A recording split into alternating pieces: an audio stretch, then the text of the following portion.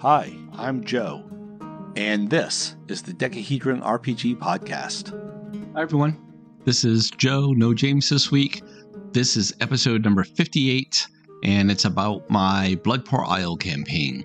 So a couple weeks ago, I talked about my Crowfield-style campaigns, and Bloodport Isle is one of those in particular. And I'm going to do this a little differently. Rather than just telling you about the campaign and what it is at first, I'm going to give you kind of a audio drama introduction. And there's going to be two parts. And the first part, if you imagine, if you will, a courtyard. It's a fortress town, mainly built of wood, not stone, because it hasn't been there long enough. A fortress town with, stockade walls and a fort in the middle. And from one of the balconies of the fort, overlooking the grand courtyard, which also serves as the marketplace for the town, the King Rugo is given a proclamation, and this is his proclamation. People of Thalonia, hear me! On this day, I celebrate my 20th year as your king. Let it be known that I have brought greatness and prosperity to this land, which was once nothing but a mere island inhabited by savages. I, Rugo, the greatest pirate to ever sail the seas, discovered Thalonia by chance. I saw potential in this land, and with my crew, I made it my own. The so-called Silver Scale tribe, which once inhabited this island, was no match for me and my men. But it was not easy. When I first landed upon these shores, I was greeted as a friend, but the savages soon turned upon me. They thought that they could defeat me, my crew, but they were wrong. They did not know who they were dealing with. After being defeated in battle, I retreated back to the great continent, back to the city of Land's End, and there I raised a great army of loyal followers. We returned to Thalonia, and after much bloodshed, we conquered the Silver Scale tribe, and we established the settlement of Newport, which I later renamed as Bloodport to honor the great battles fought upon these shores.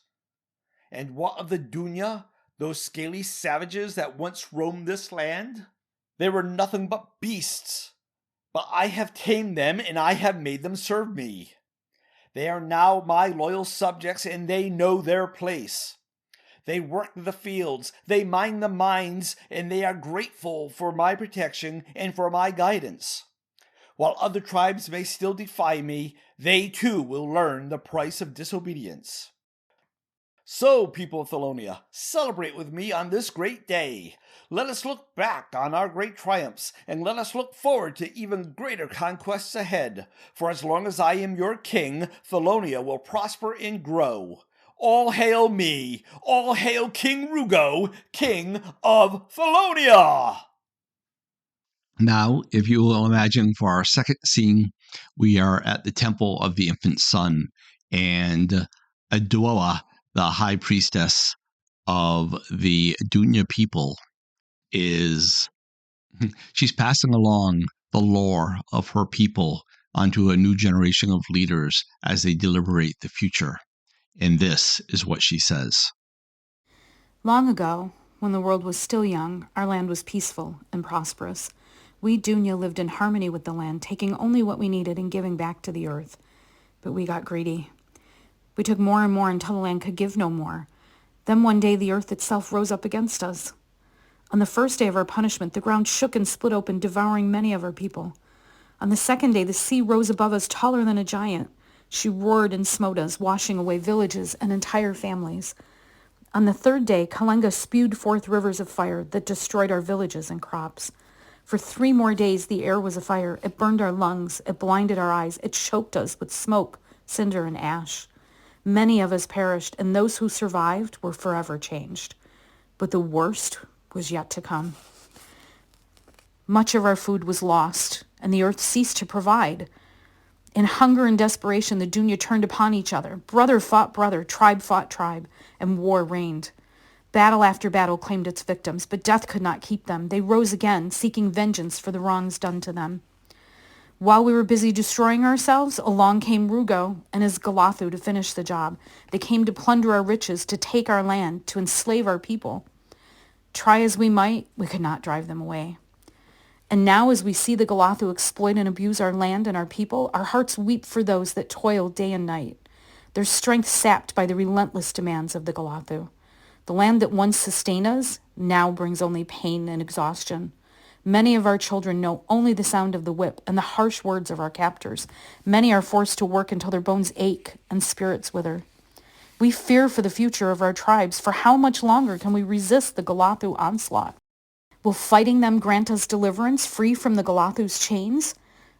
Or will it bring us nothing but death? Is mere survival enough of a reward to justify aligning with them against other Dunya?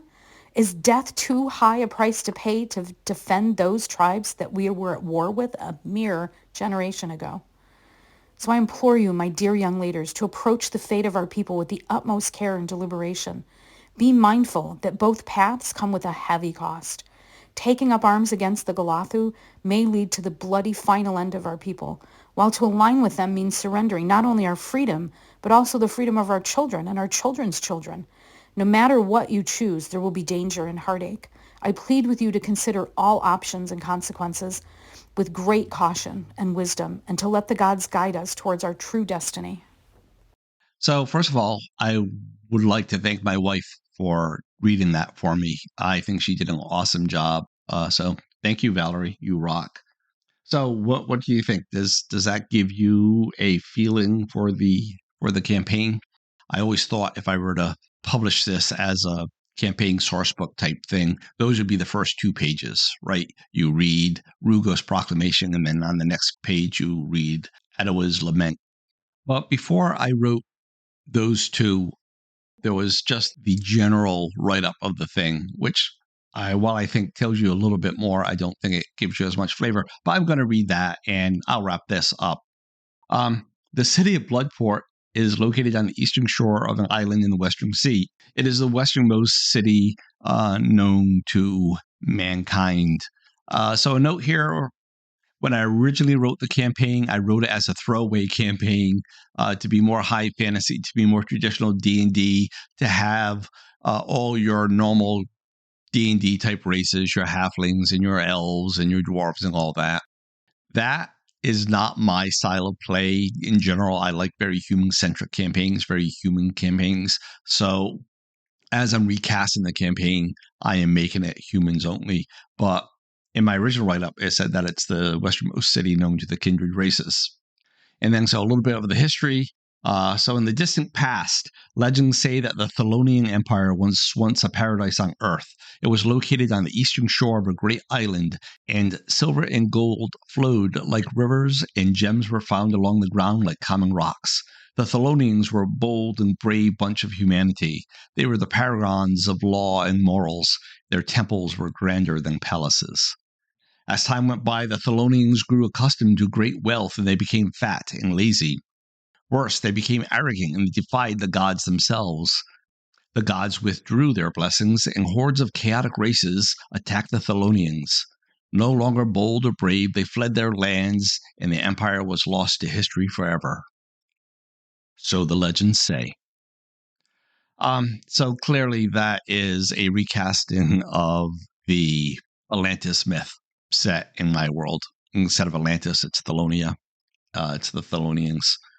And I use hordes of chaotic races. Even though I run human-only campaigns, the Dunya are non-human-ish. And so I still allow them for story purposes, but they're not a player race. So that was the distant past. 20 years ago, so just over 20 years ago, the famed pirate Rugo Rumblesmith. Now, originally, he was a halfling, because a halfling pirate just made me chuckle a little, but in my human-only system, he is a human now. Anyway, the famed pirate Rugo Rumblesmith was blown off course in a storm. He discovered a new land, which he declared to be the lost shores of Thelonia. The land was under the control of the Silver Scale tribe of the Dunya. Originally, I said kobolds. Rugo fled back to the city of World's End, where he raised forces and returned to liberate Thalonia. Okay, by the way, the city of World's End, that is taken from my personal experiences. So when you walk the Camino de Santiago in Spain, you start, wherever you start, and you walk to Santiago de Compostela.